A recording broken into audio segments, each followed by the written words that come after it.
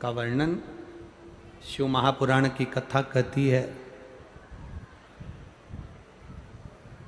पितरों के जो स्वामी हैं वो आर्यमा स्वामी हैं।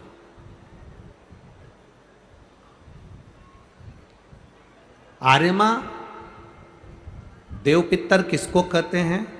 जैसे समाज में कोई अध्यक्ष हो जाता है, कोई उपाध्यक्ष हो जाता है, कोई सचिव हो जाता है, कोई मंत्री, कोई महामंत्री, कोई बन जाता है, ऐसे ही समाज में कोई अध्यक्ष हो जाता है, कोई उपाध्यक्ष हो जाता है, कोई सचिव हो जाता है, कोई मंत्री, कोई महामंत्री, कोई बन जाता है। ऐसे ही पितरों के जो देवता हैं वो आर्यमा हैं। पितरों के जो देवता हैं वो आर्यमा। आर्यमा ने एक निर्णय बना रखा है, अपना एक सभा बना रखी है। उस सभा में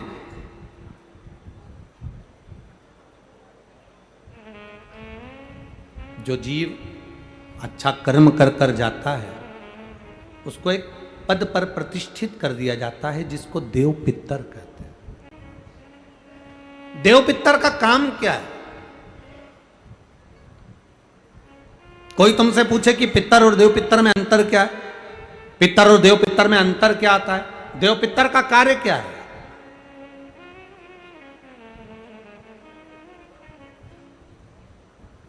हम जब भी कोई पूजन करते हैं तो कहते पितृ देवता, बोलते कि नहीं बोलते?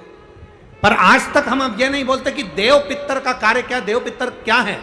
पितर देव नहीं, देव पितर का कार्य क्या है? देव पितर का एक कार्य है, परमात्मा जीव को गर्भ में धारण करा देता है, पर जो शरीर गर्भ के अंदर बच्चे का बनता है, बेटा बेटी का जो गर्भ के अंदर शरीर बनता है, वो देव पितर निर्मित करते हैं। उनका काम क्या है? देव पितर का सबसे बड़ा कार्य है कि गर्भ में जो बच्चा है उस गर्भित बच्चे को शरीर कैसा देना,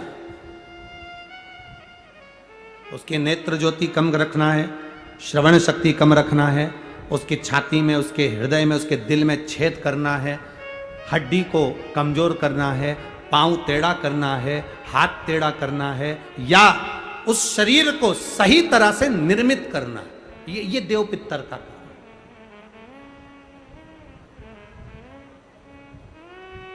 ये देव पितर का काम।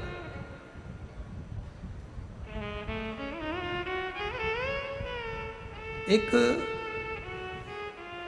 जैसे आप लोगों के स्मरण में होगा कि श्राद्ध पक्ष के अंदर चुटकी भर आटा दरवाजे की दोनों चौखट पर डाला जाता है। किसी किसी के यहां दरवाजे पर आटे से रंगोली बनाई जाती है।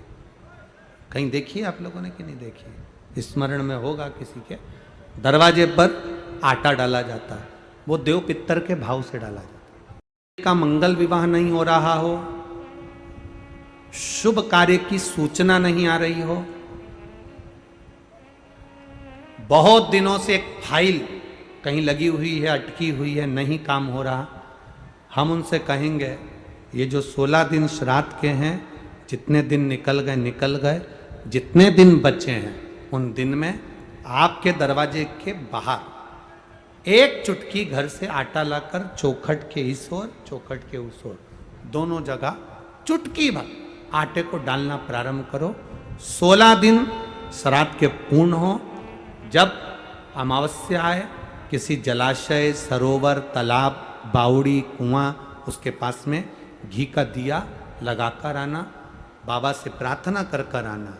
केवल 22 से 24 दिन निकलते हैं और घर में कोई शुभ कार्य की सूचना आना प्रारंभ हो जाती है। वो देव पितर का कार्य, वो कार्य देव पितर का। वो देव पितर किस तरह से करेगा? बेटे की शादी, बेटी की शादी, हम कहें किसी के 42 साल भी अगर उम्र हो गई है, 40 साल, 42 साल, 35 साल, 38 साल, शादी नहीं हो रही तो कर कर देखना, एक बार बाबा से प्रार्थना कर कर देखना। देव पितर का कार्य क्या है? घर में शुभ कार्य को करवाना, घर में अच्छी चीजें लाना, गर्भ में जो बच्चा है उस बच्चे को शरीर पूरा देना, ये देव पितर का कार्य है। पितृदेव और देव पितर में बहुत अंतर है महाराज, बहुत अंतर। एक चुटकी आटा, अब तो थोड़ा सा रंगोली का काम ज्यादा हो गया, नहीं तो हमने पहले भी कथाओं में कहा है कि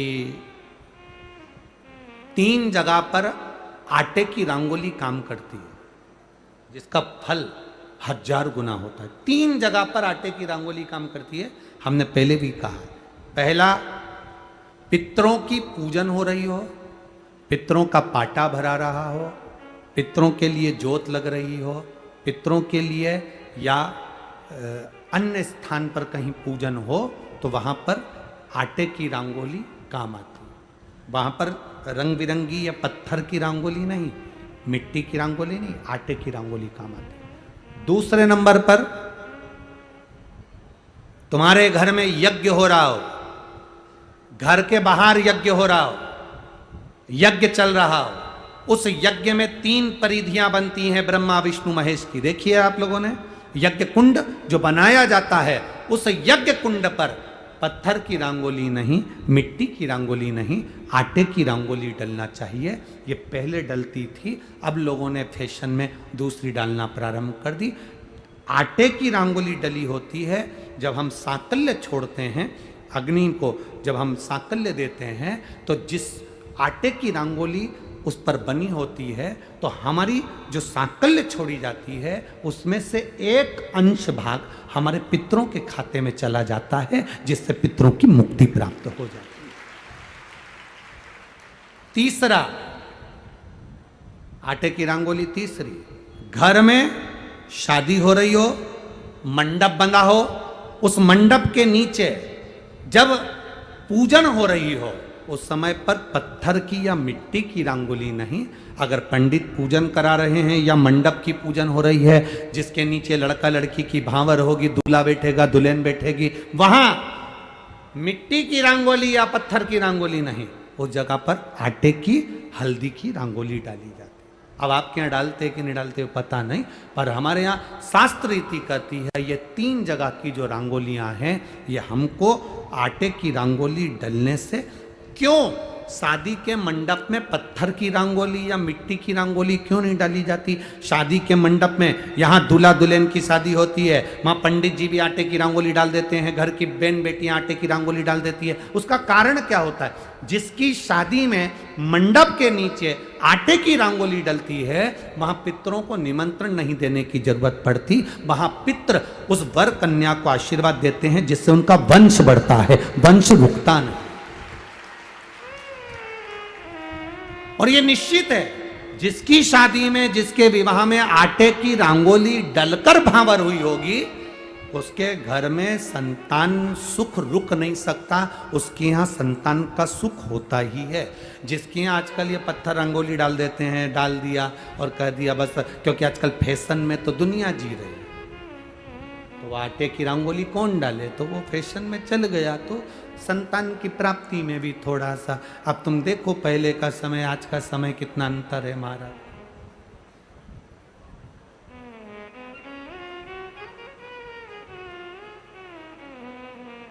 पहले के समय में संतान का सुख शादी के 1-2 साल में प्राप्त हो जाता था। आज के समय में संतान का सुख जब तक डॉक्टर के यहाँ दोनों जांच नहीं करा कर जाए, दिखा कर नहीं आ जाए। सब लोग कह रहे हैं डॉक्टर साहब जरा देखो संतान, डॉक्टर साहब बोले जांच करना पड़ेगी, बहू की भी जांच हुई, बेटे की भी जांच हुई, सब अच्छा है, उसके बाद भी संतान का सुख नहीं, उसके बाद भी संतान की प्राप्ति नहीं। शिव तत्व को जानिए। शिव महापुराण की कथा कहती है 3 जगह आटे की रंगोली की मूलता है। बोलेंगे आप लोग। पहला स्थान दरवाजे की चौखट, दूसरा स्थान बोलते जाओ जल्दी, यज्ञ कुंड, तीसरा स्थान शादी का मंडप, जहां पर भले चुटकी भर आटे की रंगोली बने पर वो जरूरी है। 3 स्थान आटे की रंगोली के मिले। ये उसी तरह है जैसे तुम्हारे दरवाजे पर तुम मोती की बंदरवाल लगा लो, चमकदार बंदरवाल लगा लो, हाथ से बनी हुई बंदरवाल लगा लो, और जब तक तुम आम के पत्ते की बंदरवाल नहीं लगाते तब तक घर में लक्ष्मी का प्रवेश नहीं होता है। आम के पत्ते की बंदरवाल।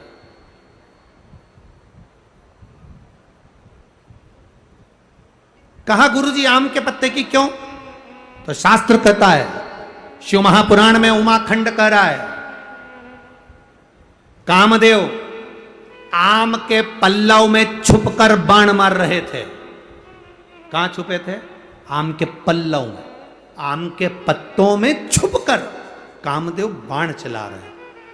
भगवान शंकर का जब तीसरा नेत्र खुला, कामदेव आम के वृक्ष पर भस्म हो गए। आम का वृक्ष जलने लगा, आम के पत्तों में अग्नि प्रकट होने लगी। तब वरुण देव आए और वरुण देव ने आकर हाथ जोड़कर निवेदन करा, बाबा बाबा। भोलेनाथ जी बोले, क्या बात है वरुण?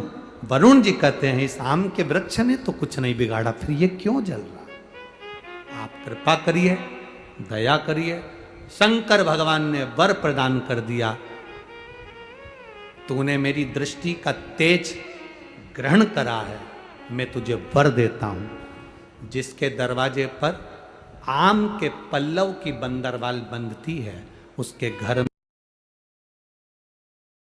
व्याधि दुख नहीं आता।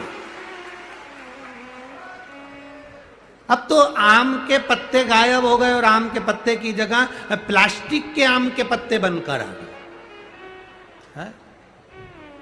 और लोगों ने उसी प्लास्टिक के आम के पत्ते की बंदरवाल बांध दी। महाराज, आम के पल्लव पर शंकर की दृष्टि पड़ी क्योंकि कामदेव जलकर भस्म हुआ था उसी आम के पल्लव पर बैठकर। आम के पल्लव पर बैठकर।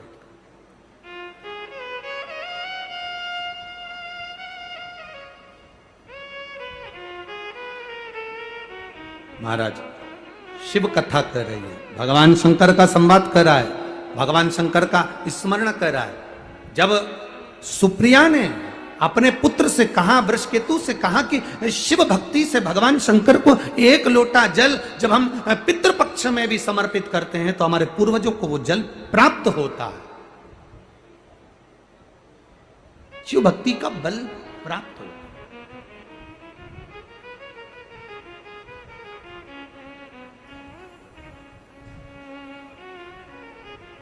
तेरी कृपा बिना न हिले एक भी, लेते हैं श्वास तेरी कृपा से। बखान क्या करूं मैं राखों के ढेर का, चपटी भभूत में खजाना।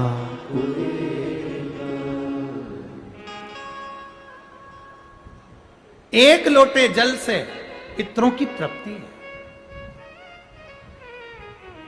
कैसे महसूस करोगे? तारकासुर के पिता बजरंगासुर,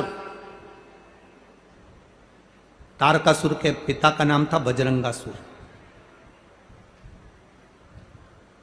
तारकासुर की मां बजरंगासुर की पत्नी बारंगी। जब बजरंगासुर मर गया, बारंगी वन में घूम रही थी, भ्रमण कर रही थी। और वारंगी जब वन में भ्रमण कर रही थी तो उसको ऐसा महसूस होता था कि कोई मेरे साथ चल रहा है। वारंगी ने ये बात अपने पुत्र तारकासुर से कही कि मुझे ऐसा लगता है कि मेरे साथ कोई चलता है, मैं अकेली बेधव्य विधवा भ्रमण करती हूं और कोई मेरे साथ है। तारकासुर ने कहा, मां आप चिंता मत करो, अब की बार तुम वन में अगर विचरण करने के लिए जाओगी, वन में अगर घूमने के लिए जाओगी तो तुम्हारा पुत्र तारकासुर तुम्हारे साथ जाएगा। वारंगी ने कहा ठीक है। बारंगी वन में फिर विचरण करने घूमने के लिए गई तो बारंगी वन में एक वृक्ष के नीचे विश्राम की अवस्था में सो गई।